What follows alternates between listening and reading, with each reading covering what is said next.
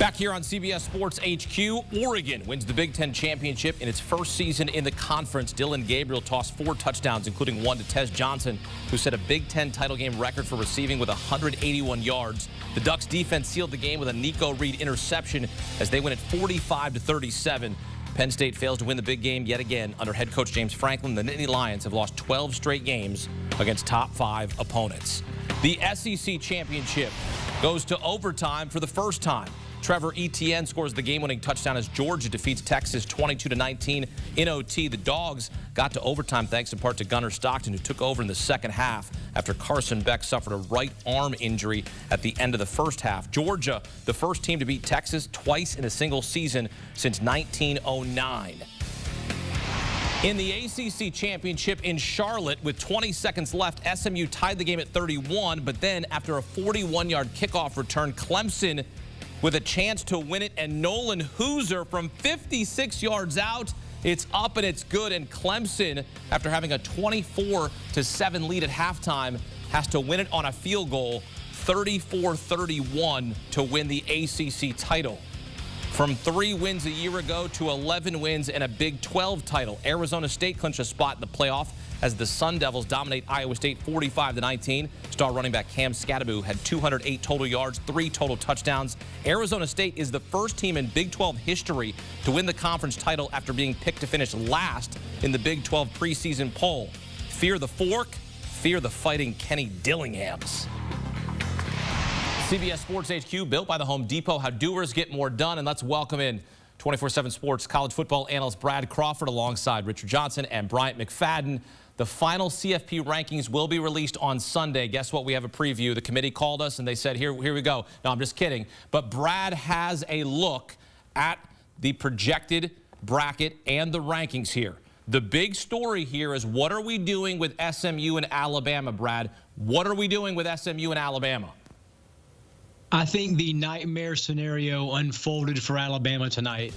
A Clemson win signifies to me a bid-stealing scenario in which it leaves Bama as the first team out and SMU as the last team in. Alabama either needed an SMU win tonight or a Clemson blowout victory, and they got just the opposite. SMU came storming back. Clemson walked it off with a field goal. So right now, I think Bama is out, and right now the early Vegas odds are pointing to the same thing. Yeah, let me give you this information, BMAC. SMU right now, according to FanDuel, is minus 390 to make the playoff. Alabama plus 280. I think that's fair. I agree with Brad in terms of how the game played out in Charlotte and what SMU did. Even though they lost, they fought back in the half of play. The second half was night and day compared to the first half, and they made things very, very competitive. And if you're Alabama, I understand if you're on the outside looking in by tomorrow, you're going to have issues. You're going to say, well, SMU didn't beat one ranked opponent, but also SMU didn't have 3 losses. Right? You have to factor that into the equation, because in terms of trying to make the playoffs, you know a little bit of what you need to do.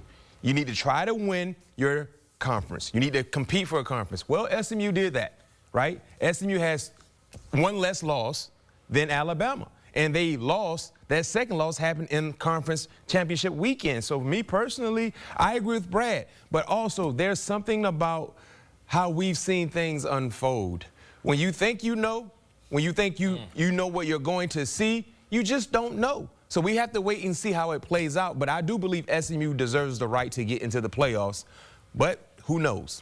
BMAC, I love that point you just made at the end when you talk about when you think you know, you don't. Because all night I've gone back and forth. At halftime, we sat on this desk and I thought I knew, BMAC. I thought I knew that SMU was going to be out. No chance. Because I didn't think that SMU was going to be able to come back in that game. But the Ponies battled back. And when they did that, and you take just a step back and you look at the full body of work and you stack up, what I can't get past is 2 things, BMAC. I can't get past the fact that Alabama lost to a Vanderbilt team that's mid, and they got blown out by an Oklahoma team as well. That's not very good.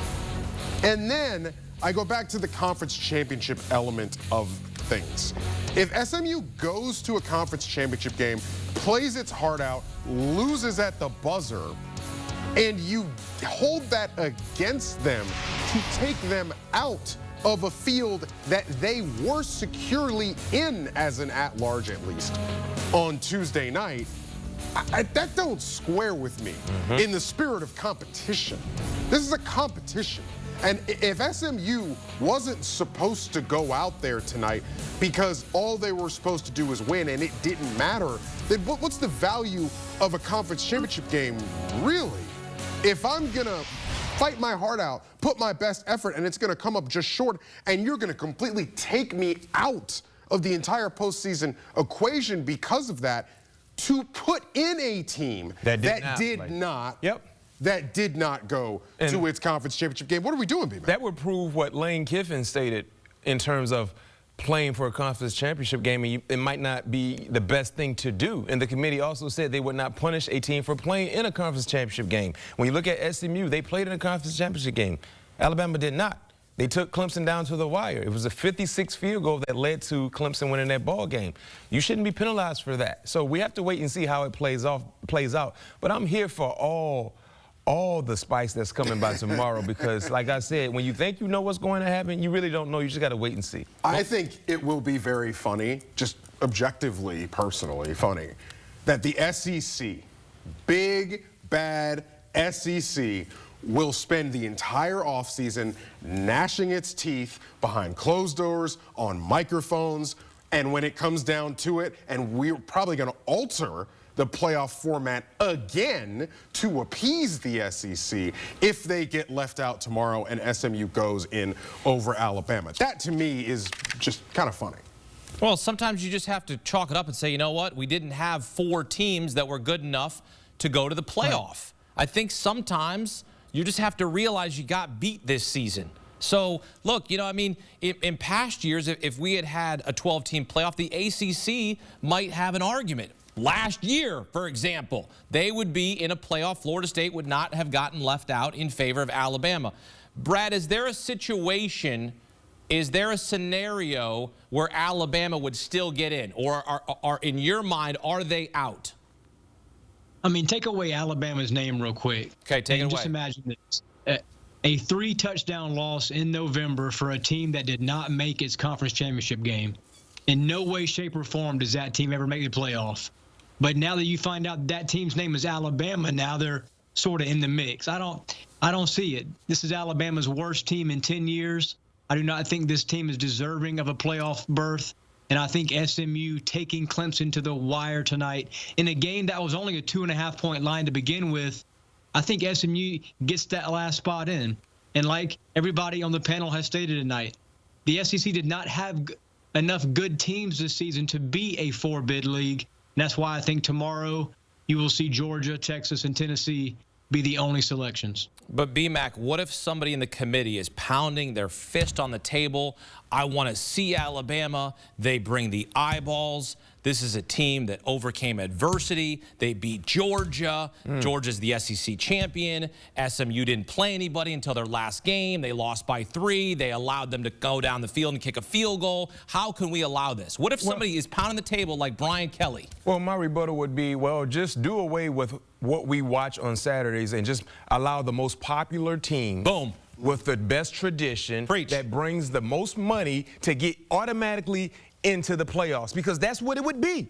I thought what you do on Saturdays means something. It should mean something. It should carry more weight than the tradition, than the prestige, than the history that comes with some programs in college football. That's not right. And you look at what Alabama has done. Alabama knew what they were supposed to do. To Brad's point, you went to Oklahoma, and it wasn't even close. You didn't score 1 touchdown. Nope. You lost to Vandy.